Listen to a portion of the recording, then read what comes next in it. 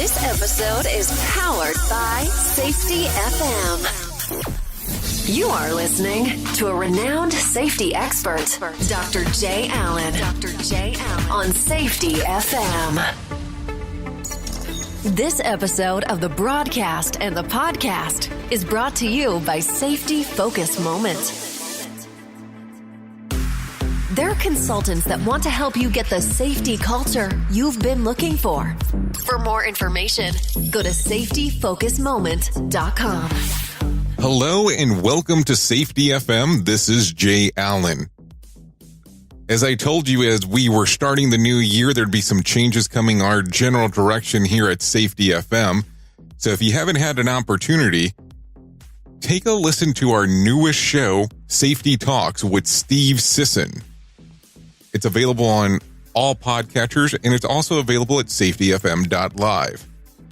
So this week, we're going to have a pretty interesting interview. Let me tell you exactly how it all started. Received an email from Dr. Todd Conklin saying, hey, I have a gentleman that I think would be great to be on your show and for you to interview him. So he gave me the contact information, and all of a sudden, I contacted this gentleman. And I have to tell you, he was quite a gem of an interview. And the gentleman that I'm speaking about is Dr. Pupulidy.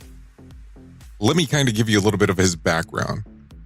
Ivan applies his experience and research to operation in complex systems in high-risk environments such as wildland firefighting, aviation, military, and medicine. As a U.S. Forest Service Director, Ivan developed and implemented the Learning Review, which is a process designed to improve how large and small organizations respond to accidents and incidents.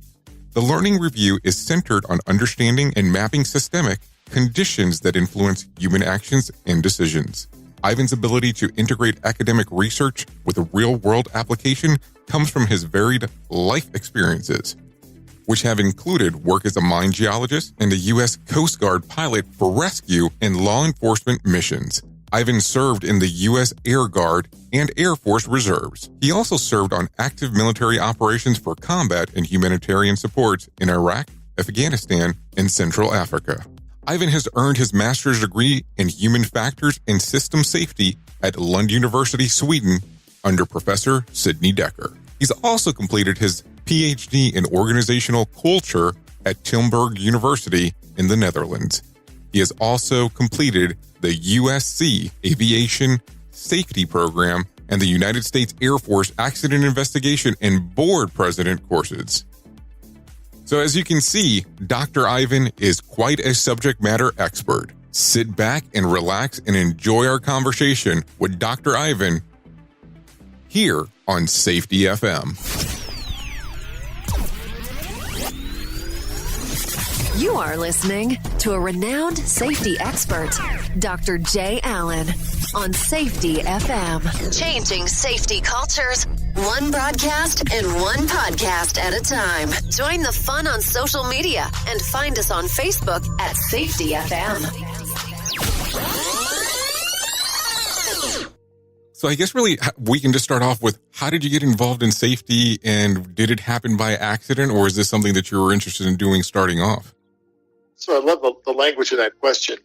Did my involvement in safety come by accident? And the answer to that is yes.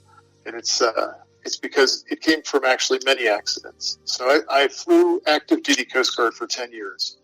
And in that period of time, I was party to 2 fatal accidents, one of which involved a friend of mine. So in 10 years, 2 fatal accidents and the loss of one friend. I joined the Forest Service, and within the first year, I'd lost 3 friends in fatal aviation accidents. By the time I'd been in the business for 5 years, we'd lost in the neighborhood of 15 people that were close friends, people I had dinner with one night and they were dead the next. And I felt at that point that I had to do something different. I had to get out of the cockpit a little bit more and get more engaged in how to create safety and figure out how safety was actually created, because not everybody was crashing and we were all doing dangerous work. Flying low level is pretty much dangerous work, especially low level over fires. And we're dropping retardant 125 feet above the trees, sometimes a little bit lower than that. So the work that we're doing, I would guess that most people would agree is pretty dangerous, pretty high risk, and our fatality rates were were commensurate with that. But it wasn't until I got involved with safety at an aviation basis, so I was actually promoted to become a regional aviation safety manager. It wasn't until then that I started really doing accident investigations for the Forest Service. And I'd been educated by the military, had gone to Navy accident investigation school, several other courses, and completed a complete curriculum in that. I completed the USC aviation safety program. And I'd been involved in a couple of accidents on the military side because I was also an Air Force reservist, and I was involved with the Air Force Safety Center as well as flying for the Air Force Reserves. So my involvement in safety kind of grew organically. I didn't start out as a safety person. I started out as an operator. But because I was exposed to so many fatalities, I felt like something had to be done. So that's kind of how I came into it. Now, I know that you referenced right there that these were people that you knew and they were friends of yours. What are we talking like a length of time in between, that all these occurrences happened? In aviation, we were averaging 2.5 fatal accidents a year. That's a lot when you think about it. And that was for the first 10 years that I was in the Forest Service. So some of these things were fatigue issues with aircraft. For example, two of the accidents that occurred in the first 10 years of the Forest Service were wing separations, which happened to a C-130 and also a PB-4Y. And as luck would have it, I had dinner with a PB-4Y crew the night before they died, and had actually flown on a fire with them the day before. And I knew the folks in the C-130 quite well, although I was on the other side of the country when they crashed. So the other accidents, though, for the most part, were what the FAA would term, and the NTSB would term CFIT accidents, which is controlled flight into terrain. Kind of argue with that terminology a little bit, because if you really were in control, like really fully in control, would you fly into terrain? And I think the answer to that is probably no. So I started thinking about that, and that started me down a path of questioning the way we were approaching accidents. And the upshot of that was that I stepped into the safety role, and I was assigned to be a chief investigator for an accident, a fatality accident that occurred on the Klamath National Forest that involved ground units as well as aviation units. And when I crossed that bridge and realized that the ground folks were facing even higher risk than the aviation folks, for example, in a period of time since 1994, the Forest Service and wildland firefighting communities have experienced over 400 wildland firefighter fatalities. That's a lot of people. And I started looking at what was going on, what was happening. And I started asking questions quite a bit differently at that point. And I actually entreated a dear friend of mine, a guy by the name of Najmuddin Meshkati. He's a professor at University of California, Los Angeles. Excuse me, I got that wrong. He's a friend of mine, a professor from USC. And he's been there for over 30 years. And he was introduced to me through the aviation safety program at USC. And he taught human factors there. So I brought him on as a way for me to start to learn differently and look differently at accidents, because the process that we had in the Forest Service was abysmal. And Naj helped quite a bit. And then from there, I started a master's degree program at Embry-Riddle University in human factors.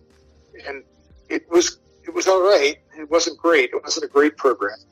But I came across a book in Naj's office, and the book was A Field Guide to Understanding Human Error by Sidney Dekker. And I grabbed the book in Los Angeles in Naj's office. He gave it to me. By the time I'd reached my home in Denver, Colorado, I'd read the entire book and needed to talk to this guy. So I contacted Sidney, and Sidney said, well, why don't you come join my master's degree program in Lund, Sweden? And so I bailed out of the Embry-Riddle program and immediately joined the Lund program and finished my master's degree with Sidney. And I've got to say, it was probably the most mind-opening experience that I've ever had. And it certainly asked of every class member to look at human actions in a very different way. Instead of looking at the human actions in a way to judge them as right or wrong or good or bad, the program really entreated us to look at accidents and incidents and human actions in terms of the context. Why did it make sense for people to do what they did? And that became a very important and underlying theme for what we later on called the Learning Review at the Forest Service. Well, Ivan, I have to ask you, so once you actually get a hold of Dekker's book and you read it, and you say that, you read it from California to Denver, and all of a sudden we need to contact Sidney Dekker. What was it that, I guess, got you excited by reading the book that you said, I need to get more information? Well, Jay, this almost begs a picture of the book. So the Post-it notes that are on the margin of this book, on every page of this book, would point to something on nearly every page that said, hey, wait a minute, this is different. Hey, wait a minute, this is important. And so the first was that, like I said, I'd been very classically trained in accident investigation. And in that classical training, there's nothing wrong with it. I don't want to say that it's either this or this. That's not the case. In fact, I would really say it's this and. What I began to realize, though, was that we were so vested in technical ways of looking at accidents and incidents that we were applying the same philosophic approach to a human accident as we did to mechanical accidents. And so the language followed. We had language like, they failed to do this, or there was a failure in this. Well, that language is fundamentally mechanical. Mechanical components fail. People fail too. I mean, don't get me wrong. But there's usually a lot more involved in it than a single root cause that you can pin down. And so Sidney started to challenge those ideas on every page. The ideas that we could have a socio-technical model that was fundamentally rooted in the technical. He challenged that on every page of the book. And he asked us, he said, how can we look at this from the perspective of those involved? How can we start to understand why it made sense? And that question is really a very different question than is posed by, did the people fail? Were they reckless? Did they not follow rules, regulations, and procedures? It got to the, why did it make sense for them not to follow rules, regulations, policies, and procedures? That became a much more substantive question. And if we think back on James Reason, who I think really put this canoe in the water many years before, when he said, you can't change the human condition. In other words, people are going to make mistakes, right? So you can't change the human condition, but you can change the conditions under which humans work. Well, to me, that meant that our focus should shift from the decisions and actions of people to understanding what the conditions were, because the conditions influence what people do in the workplace.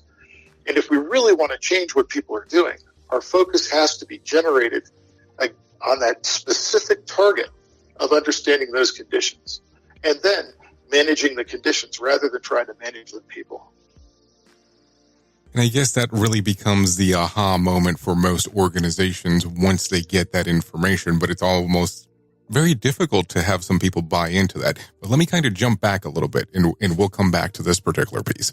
So once you actually get Sidney on the phone and you start talking, how long does it take him to, I won't say convince, but encourage you to join his program abroad?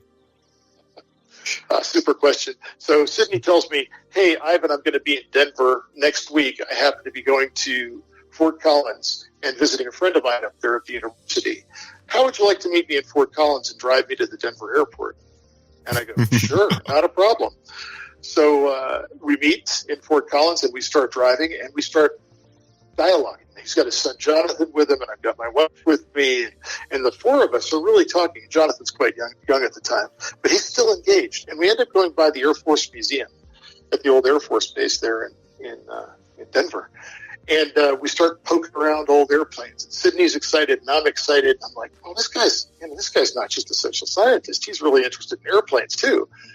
And it was by the time that afternoon ended that he said, "Come join me at the program in London."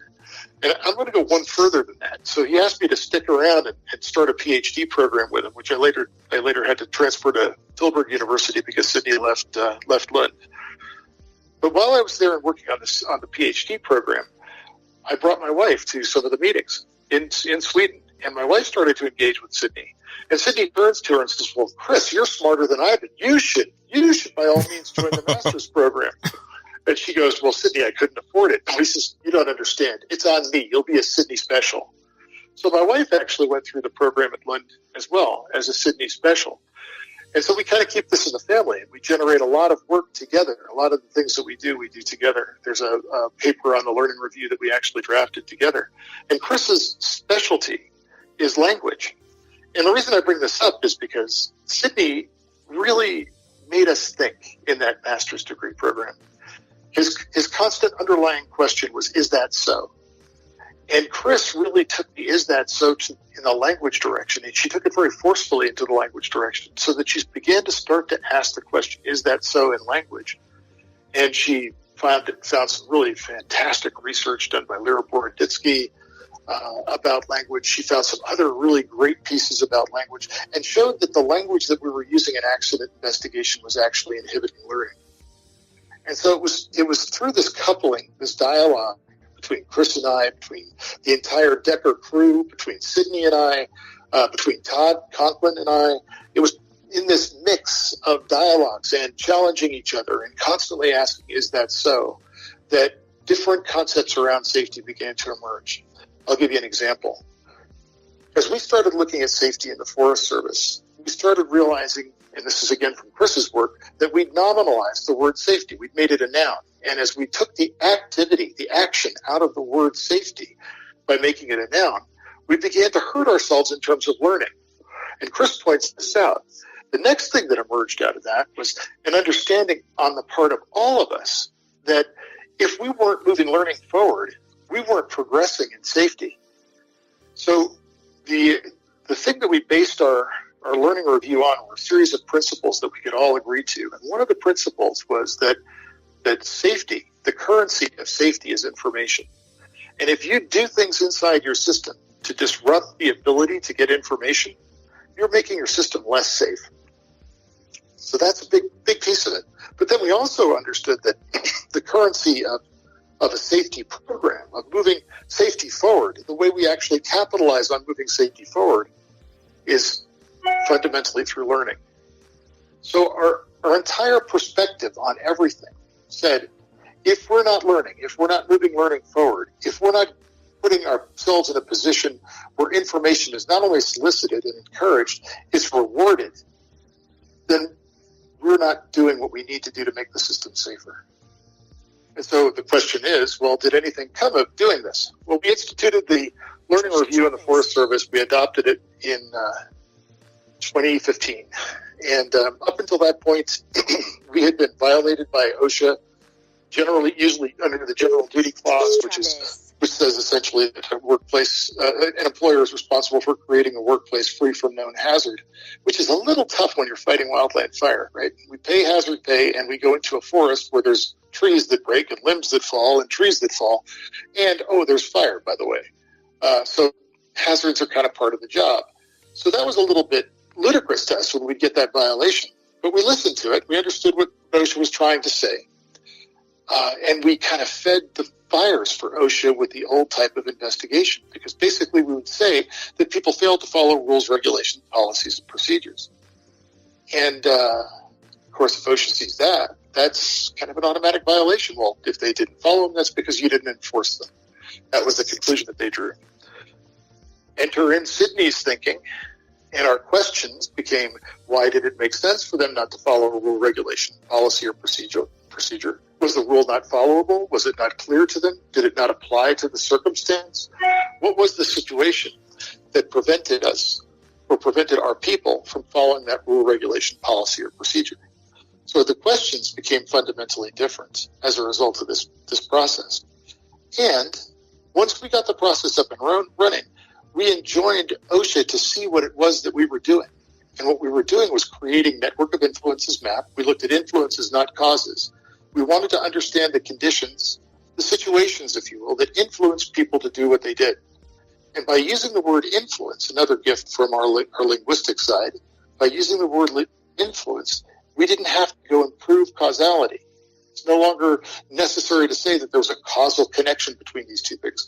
We can now talk about things in terms of influence. This became super important, especially when we started thinking about fatigue, because nobody could really quantify fatigue, but we knew our firefighters were tired. How could we talk about fatigue if we had to prove that it was causal, when we couldn't really prove the causality because everybody's degree of fatigue is different than everybody else's degree of fatigue. So there's no direct cause-effect relationship. But we can say, and we can all agree, that fatigue was an issue in that it influenced the way people performed on the fire line. Once we started softening that language, we started a different type of dialogue. And then what we realized is that we couldn't just let that dialogue sit in the hands of some investigator who was imbued by the power to do the investigation.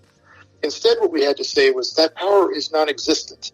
The investigator, if you will, in fact, we removed the word investigator altogether, the person who's in charge of this review, this learning review, their job is to bring together the conditions and then verify that those conditions exist in normal work environments. So we literally moved away from the accident as quickly as we possibly could and into normal work. And we started developing these lists of conditions. The first ones were they were challenging for a lot of our leadership because they look really complicated. They're very big, colorful diagrams with lots and lots of influences on them. And we realized that some of our leadership was overwhelmed by that.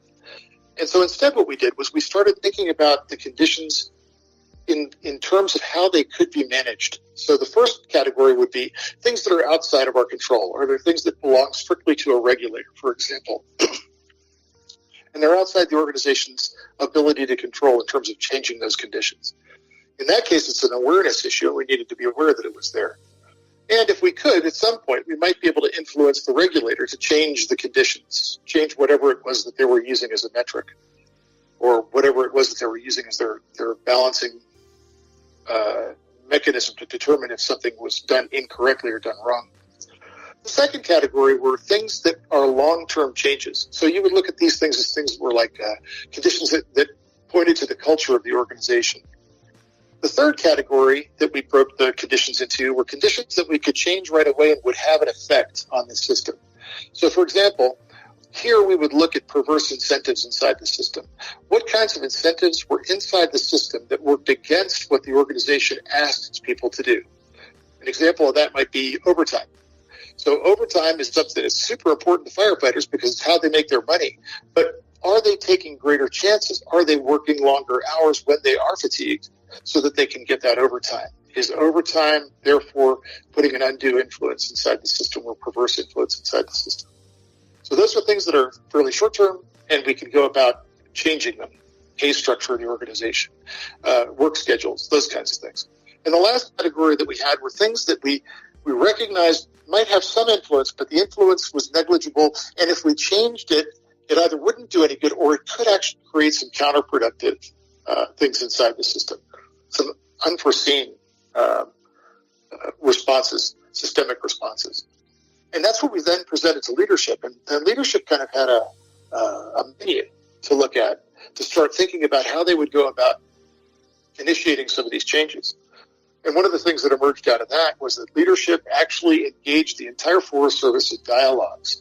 And we were able to feed in some of the topics based on these accidents that we'd had and the conditions that we'd mapped. We were able to feed topics into leadership so that leadership could begin to look at things from a different perspective and start to dialogue with the entire organization about them. The third big benefit that emerged out of the learning review was the families of the fallen firefighters were now recognized. We didn't hold them off. We didn't stiff-arm them and keep them in a corner. We literally let them know as the learning review was progressing that we let them know what we were finding out. We let them know and see what we were learning. And as a result of that, the families felt more involved, and they felt less like we were out to get their family members and more like we were really there to learn something so that the next firefighter in that situation wouldn't have the same problem.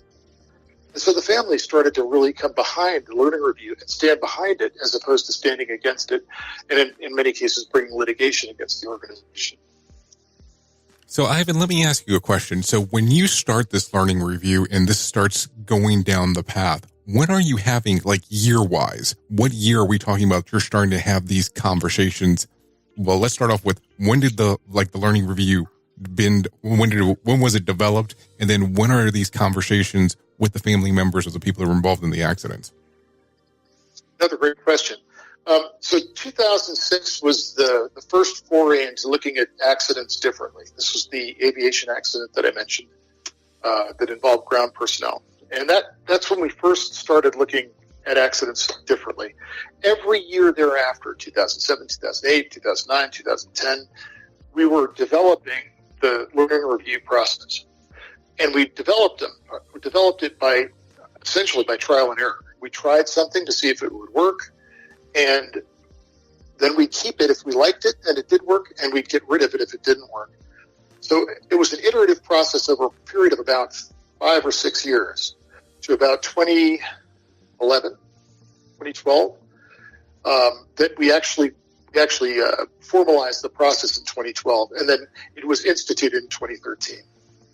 So it took some time to get it to where it was, but during that period of time, we were exploring different ways to do things. We were exploring the idea of focus groups. How do we bring the information that we learn from the accident into the general population to understand if it really did exist in normal work? The way we found to do that best was to have focus groups and simply bring people together who did that type of work and ask them, hey, look at this. This is what we've mapped. These are the influences that we see. Do they exist in your work environment? Are they something that you see on a regular basis? And then we'd also involve the focus group in helping us to figure out what kind of recommendations we might make to leadership, because leadership still wanted recommendations. So we wouldn't sit there as investigators anymore and kind of say, hey, these hands are blessed by God, and I'm imbued with all this information and knowledge, and I know exactly how to fix the problem. We kind of go, man, we don't know how to fix the problem. And maybe the people that do know how to fix the problem are the ones closest to work, and maybe we should ask them before we write a report that makes us really look silly, because we did a lot of that. And then the third thing that we realized along the way was, maybe we don't think we as a community either. Maybe we need to bring in outside experts. And for this, we brought in people like Edgar Schein. We brought in Carl Weick. We brought in a dear friend of mine by the name of Ruben McDaniel, who's since passed away. So these are professors who spent their lives researching different aspects of societal interaction, community interaction, culture. And we asked them, hey, what do you see in what we're doing? And they, in every case, provided us with useful insights that allowed us to begin to challenge our concepts. One great example was John Adams, who wrote the book Risk, which was great, and that looked at risk from a very different perspective. We brought John Adams and we asked him, hey, we have a situation here where leadership is saying that they took an unnecessary risk. How do you read this? Help us understand this. And he basically gave us the ammunition that we needed to go back to leadership and say, that perspective is fundamentally flawed. And it's flawed for this reason, that people normalize risks in the workplace. It's not that they're taking unnecessary risks. It's that through the course of a normal operation, as you're exposed to risk, the tendency of every human being is to normalize that risk. So the value of probability, if you will, is diminished in any system where workers are exposed to risks for a prolonged period of time. And when we brought that argument to our leadership began to see it. And the language, again, inside the organization, inside the agency, the language around risk began to change, and the dialogues began to change around risk. And they began to have a great deal more meaning to our workforce and to our leadership. And it actually bridged a gap. We had a pretty fundamental gap in trust between field and the leadership. And that gap began to close because of the shift in thinking and in questioning and this new language that we were introducing around risk. So now do you look back at some of this, and I know that this is going to be terrible wording, but kind of chuckle and go, isn't it amazing that so many years later, we still have the same issue with language and that we still have these same problems inside of organizations? What do you think is causing this? Oh, it's a great question. It's not a causal thing. It's an influence. And we're influenced by a bunch of different things in our culture. So, for example, it's much easier to look at risk in terms of good or bad, or actions and activities in terms of good or bad actions. And it's super easy to do that if there's been an accident, because then you can just look and say it was a bad action. You should never have done that, which enters into this counterfactual argument Sidney talks so much about in his field guide to understanding human error. But the problem with that is it doesn't get us anywhere, because we're talking about something that never happened instead of talking about what did happen. And so why are we seduced into this? Well, I think that part of the seduction comes from an ease in creating something that looks like it makes sense. And it's an oversimplification. What Carl Weick would say is we as an organization should be reluctant to simplify. But what we do in accidents is we have a tendency to simplify because we want to tell that simple answer. We want to say that this was the cause, and we can fix that cause so that it will never happen again. Well, much of the problem with that is that accident investigations, the entire process, is focused on a single incident as opposed to a group of incidents. And as we look at a single incident, it's easy to go back in and say, if they turned left instead of turning right, then they would have avoided the accident. Does that mean that we should always turn left? And the answer to that is obviously no. The problem with the process is that we had in place where they fixed the accident that happened, but they didn't prepare us for what was happening in the future because the world was a complex place. Enter Reuben McDaniel. Now, my group's had at the feet of Reuben McDaniel for several years, learning about complex adaptive systems from Reuben. And Reuben really gave us the idea that what we should be thinking about in a complex system is not trying to fix broken pieces, broken components of the system, not trying to even plug the holes in the Swiss cheese, so to speak, but instead what we should be endeavoring to do is building the capacity of our workforce to make sense of conflicting information, learn in the moment, and innovate solutions. And how do you build a capacity for an organization to do that? Well, at the beginning of the call, I think I filled in that I was flying airplanes for a long time. And I look back on my background as an aviator. And what I realized is that sense-making, learning, and improvisation was something that aviators did quite naturally. And so I started thinking, well, if aviators do it quite naturally, why are they doing it quite naturally? So as opposed to looking at the problem from the perspective of why aren't we doing this, I started looking at it from the perspective of why are we and how could we be doing this? And that permeated not only the organization and our approach to training and our approach to education within the organization, but it also changed the way we did our accident investigations. I'm saying those two things are inextricably linked. It also redefined learning for the organization. So as opposed to learning what to do or what not to do, our focus became how can we become better learners in the moment? And a lot of that comes down to things that Amy Edmondson talks about in terms of teaming. I mean, how do we communicate as a group? What Carl Weick talks about in terms of group sense-making. These things start to come into focus for us as we start to network them together. And that's what we began to learn. Now, your question, which I've done a pretty good job, I think, of dodging around, was why don't we change our old way of doing things? Why are we still mired in the old way of doing things? And I think that the best way to do that is to go back to that concept of seductive. What I've suggested in this approach is difficult. It's hard work. It's not easy work to do. And not everybody can do it. But if we think about a technical accident investigation, it's technical. It's not that hard to do. If this, then that, those things are pretty easy. But if our if-then piece is so diluted that if this happens, anything can happen afterwards. An infinite number of varieties of outcomes can result. That's a really big, heady space for people to get into, and it's really quite difficult for folks to do it. And you see, that's what I start finding interesting, because I always think it's interesting when somebody does, as you deemed, a technical accident investigation. They start off really by doing it from the perspective of they're looking for someone to find fault that actually caused the accident. So when you start taking the approach of what other things caused the failure, now keep in mind that after you have all this stuff in context of, well, this is what happened and this is how the sequence occurred, you're going to have a different context than what happened in real time. So what I look at is, how do you get organizations to do the shift of, oh, you see, and it is one of those things that you almost have to chuckle at, because it's an ongoing problem. And we're having this conversation about something that you did years ago. And think about it. It's still an issue that we have today with organizations where they still want to go to the old style of investigation. And let's be realistic. They don't want to change out of whatever system or program that we're using in regards of doing safety, quote unquote, to what we would call the new view safety. So what can we do to influence those people? Yeah, so that's a great question. I think you're really good at what you do. In answering that, I can tell you how we did it in the Forest Service. So we started out with a thing called the Serious Accident Investigation Guide. Chapter 1, second paragraph, stated this: the causes of most accidents or incidents are the result of failures to observe established policies, procedures, and controls. When I got sent on my first investigation, this is the document that I was given.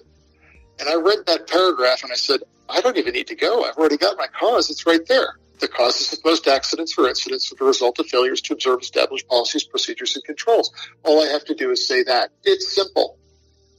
Then I can do some little behind-the-scenes stuff. I can do a grandiose timeline if I want to, and I can show this direct relationship between this, and this, and I can come up with my summary of findings, and I can come up with my recommendations, and I can give that to leadership. And you know what?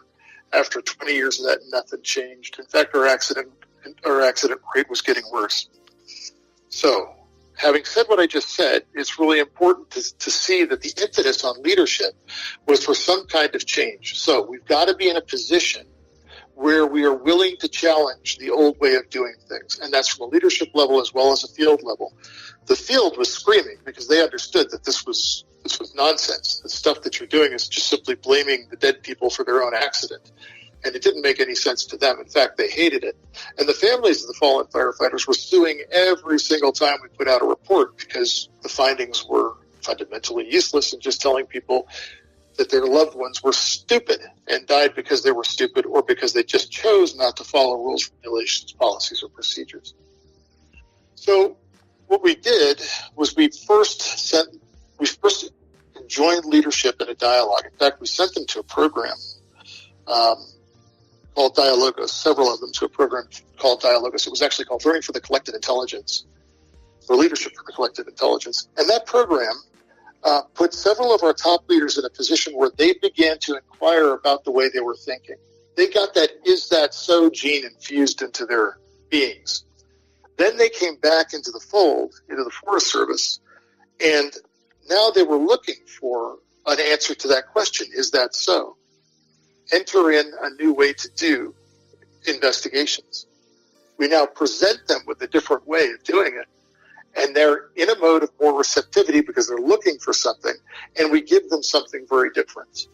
And that's literally what happened when we dropped the first one of these on their desk. I remember it was a hot July day in Washington, D.C. I'm wearing a suit. Completely sweating through because it's just brutally hot. And I'm nervous that they're not going to accept this new type of report. And I sit down in the boardroom, and it's very, pomp and ceremony. There's locked doors. There's signs on the doors, "Do not disturb, secret meeting in progress," blah, blah, blah, blah. All cell phones have to be stashed away. All these kinds of things to maintain top secrecy. All the copies of the document are numbered, and there's a limited distribution of them. And there's voting members on the board, and oh my gosh, it was just lots and lots of pomp and circumstance. And I sat there, and I was very nervous about this. And the gentleman who was in charge of it was a guy by the name of Hank Cashton. And Hank was a very forward-thinking, very brilliant individual who had that "is that so" gene ingrained. And I didn't know this at the time. And I'm sitting there really nervous as the chief investigator to deliver my report. And Hank comes in a few minutes late. He takes his coat off with a flourish. He hangs it up on the hanger behind him. He sits down at the end of the table with a couple of copies of the report. He picks one up. He ruffles through the pages, and then he throws it on the table. And I think, oh, I'm done. This is it. He's going to throw the report back at me. It's over. And instead, he looked at me and he said, "I read this last night for the fourth time. And what I can say is I want more of this." So part of it is just doing it. Part of it is just getting out there and doing the thing, whatever the thing is, your review of incidents, your review of accidents, doing it differently and bringing the information to leadership in a way that allows leadership to lead. And what is leading? I mean, leading has to be redefined as well. Leading is creating a workplace where workers can be successful. This is another thing that we learned. And so in this process, leadership has to be willing to learn as well. And that's really what Dialogos did for us. They wrote a diagnostic memo that essentially said that to leadership. Leadership was kind of put on notice. The chief backed us up, and this designated safety and health official, Hank Ashton, backed us up and asked for more. So that's how the transformation took place inside the Forest Service.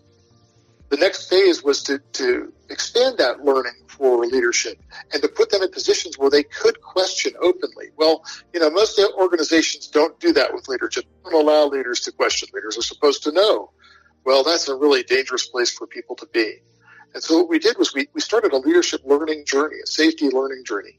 And we took our leaders to a whole bunch of different places. We took them to the Coast Guard. Todd Conklin was teaching at Los Alamos National Lab at the time. We took them to Lanel and introduced them to these different ways of doing things and put them in a position where they could ask questions because they weren't in their own environment any longer. And that helped them because that showed them that by being in a mode of inquiry, they could actually move their learning forward, and that would help the entire agency. And then along come Edgar Schein. We brought Edgar Schein before them, and Edgar talked to them about humble inquiry. And it gelled together. So basically what we did was we built a nuanced systemic approach to how we could bring leadership along, understanding that leadership was influenced by things as well, and put them in a position where they could begin to question, is that so? And it really worked. So I guess my question to you becomes this. So let's say, for instance, we have an organization that's listening to this podcast and they want to start that particular journey. How would the approach start? Because you have to keep in mind that a lot of organization nowadays, the way that it works is, well, if you don't have that many incidents, your management is going to have a bonus based on that. If you don't have that many fatalities, I know it's sad to say, but it's the reality of the situation, you will get some sort of bonus out of it. The other portion is we expect an operational person to be able to understand, and I'm talking about like a vice president, president, so on, to understand better in regards of a process than what an actual worker can do in regards of being safe. So how can you take that approach going into an organization and saying, these are the steps of what you should do? And I know that, the U.S. Forest Service did something entirely different because they had the open mind of moving forward with it. But what would you say for a typical organization that's starting off, or somebody who's trying to bring this to, let's say, for instance, the upper management, a board, and saying, these are some new ideas that we need to address? Let me think about this a little bit now. I've got some experience in doing this with a couple of companies. No pressure, right? No whatsoever. Yeah, right. And I have run into this kind of resistance, right? Quite frequently, we're brought in at a level of the health and safety leadership of the organization, not necessarily at the vice president or presidential level of an organization. So often we're brought in a place where it is difficult for somebody to say, "Hey, leader, you need to learn." Right? What we do in this particular case is we literally set the stage for a dialogue to take place between the health and safety folks and the leadership, and we usually do that around a fatality accident. Sadly, this is usually where we get the greatest amount of leverage. And in this case, what we do is we literally bring them a process now that is fully developed. Remember, the Forest Service, it wasn't fully developed in the beginning. But now we bring them a fully developed process that they can use to create something that is meaningful and is a learning product for them. And then point to other successful places where this has taken place, not just within the Forest Service, but other places where it's taken place. And we show them that the possibility exists for them to do this and whatever it was that they were doing before. So we don't undermine their old systems of doing things. That was a mistake I think we made early on. And I think some of the folks that bring safety differently and other concepts like this forward, not all of them, I think a lot of them are really good about this, but some of them set up this either or. You've got to do this or you've got to do this. You can't do both. And what we realized is you can do both. You can still do a technical report. In fact, there's a very important place for technical reports within the learning review. And sometimes the technical report takes precedence over the social aspect of the accident. But other times, the social aspect takes precedence over the technical. And we let leadership know this in the first dialogue, where we first present them with, if they want to continue to use the language of investigation, then we don't undermine that, but we bring it to them in their board or their review process, and we show them that there is another way to do it. And then we gauge, based on their response, how much further we can push. The other thing that happens inside organizations, which I think is really interesting, is something that Todd brought out of Los Alamos National Laboratory to the public, and this is this idea of HOP and these HOPE dialogues or HOP dialogues. And these are things that are designed, and where we had the most success with them, in my experience, is where we have leadership and the field folks in the same room. And we have these dialogues that generally challenge people's thinking around causality, but don't do it around something that is unique to that company. Do it around something that is completely outside what the company's experience is, because that allows people to move into that mode of inquiry. And so between the HOPE dialogues or HOP dialogues and doing the actual investigative process differently and presenting different information differently to leadership, we begin to network a change in the way leadership approaches these problems. And that becomes something that permeates the entire agency over time. Remember, this is a cultural shift. It's not going to happen overnight. And we're fighting a cultural shift that exists in the media. I mean, if there's an accident, the first thing they want to know is causality, right? Yesterday, on CBS News, Tony Dekker is interviewing the head of the school system for Los Angeles, and he asks the question, well, you've got the teachers here on the one side, you've got the school system on the other side, who's the villain? And the answer on the part of the administrator is, does there have to be a villain? I don't think there has to be a villain. And that was really an insightful answer, but the media push is we need to have that villain. And Tony Dekker comes back essentially saying, well, yes, there has to be, because this side is against that side. That's not really true, right? Neither one of them has to be a villain. Each one of them has a perspective that has to be enjoyed in order for us to find a solution. And if we stay in this language of good, bad, villain, we're never going to move forward. And here we're talking on this podcast on the anniversary of Billy Sullenberg landing on the Hudson. And why wouldn't we talk about that for a moment? Because had everybody died on that airplane, we would not be calling him a hero. We'd have a very different word for him, and it's probably the same one that Tony Dekker used. So when we start to think about the way we make these judgments, often they're around the outcome. And the one thing that the worker doesn't know in this process, especially if there's going to be a fatal accident, is what that outcome is. And so to try and hold them to a standard of prediction is completely unfair. And after a while, leadership begins to understand that. It takes a lot of dialogues. It takes a lot of exposure. It takes some really dedicated internal folks inside the agencies. This is one of the other things that I think is really important. We can't do this completely from an outside, like a contractor can't come in and suddenly imbue leadership with this information. There has to be somebody on the inside, an internal champion or set of champions. And there has to be an ability to hold these dialogues, to allow people to begin to talk about these tough subjects and begin to challenge the way they've thought about things over time. And it does work. So you know that automatically when you go into an organization, there's a couple of questions that come up right away. Number one being, how long is this going to take to be developed? Opposed to, thinking about it's a culture shift. They want to know how long it's going to take. The other question that normally comes up is, what is my return on an investment? And then I know you started speaking about HOP, but I want to make sure that I ask this question because I always like to ask it. Do you start referencing about HOP and let people know that it's a philosophy and not a program? Because those things normally surprise most organizations. And I know I kind of tied three questions into one there, but I would love for you to actually address those. Yeah, so let's start with let's just kind of think about it holistically and see if we can answer all three questions at once. So answering a question about HOP depends on where the organization is in terms of their sense of linearity. If they're still stuck deeply in a cause and effect relationship, it can be really, really challenging to come at them and say, hey, this is a philosophy. You're going to look at this and start to think about things from a perspective that is not only systemic, but it's also fundamentally based in principles and a shift in principles.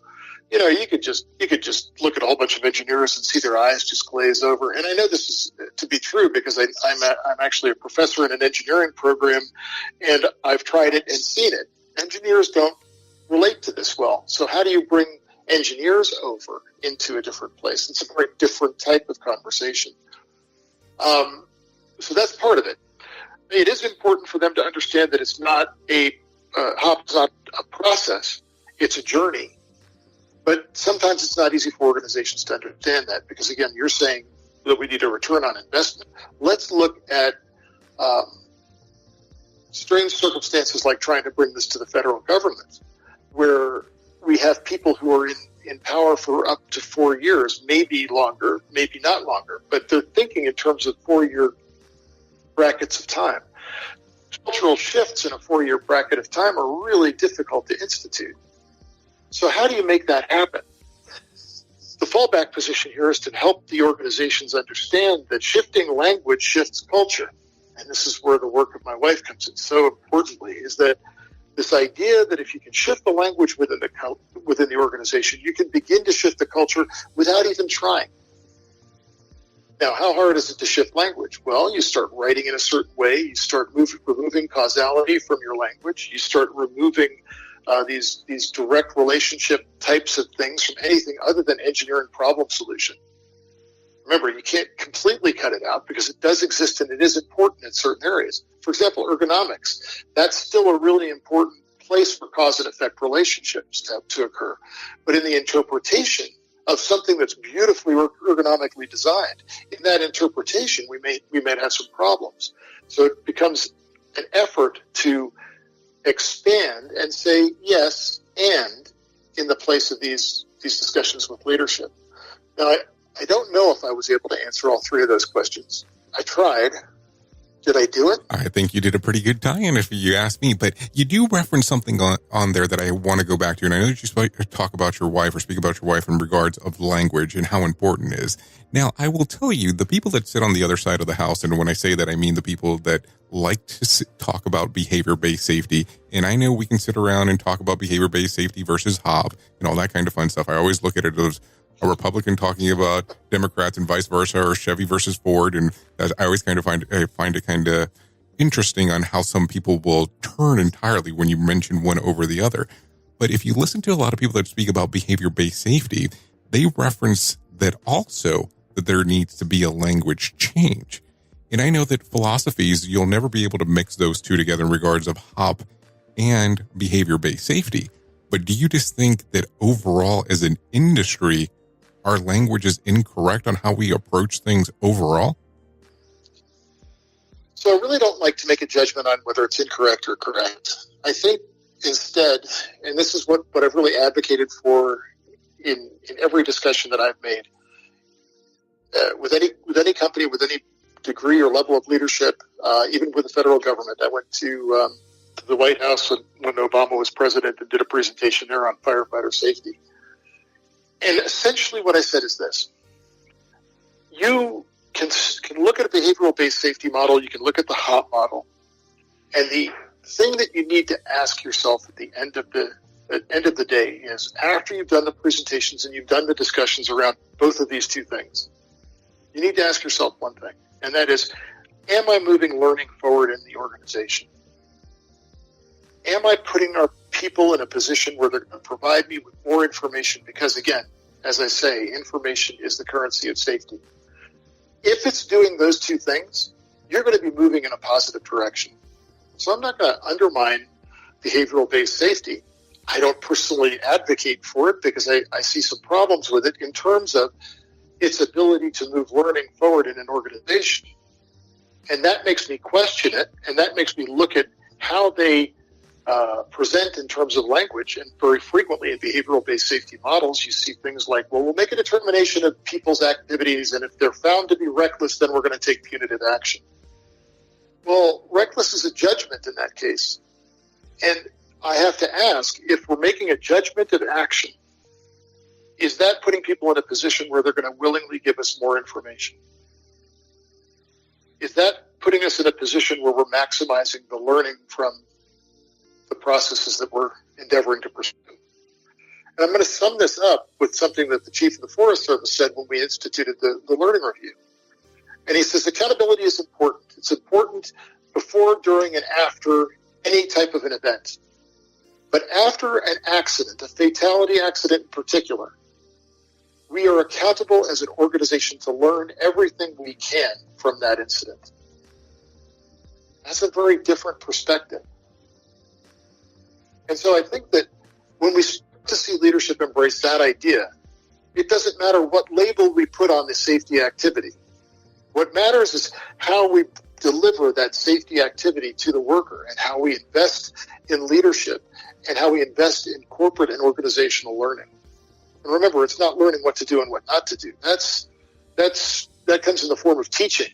That's not what we're talking about. We're talking about the capacity of the workforce to make sense of conflicting information, learn in the moment, and innovate solutions.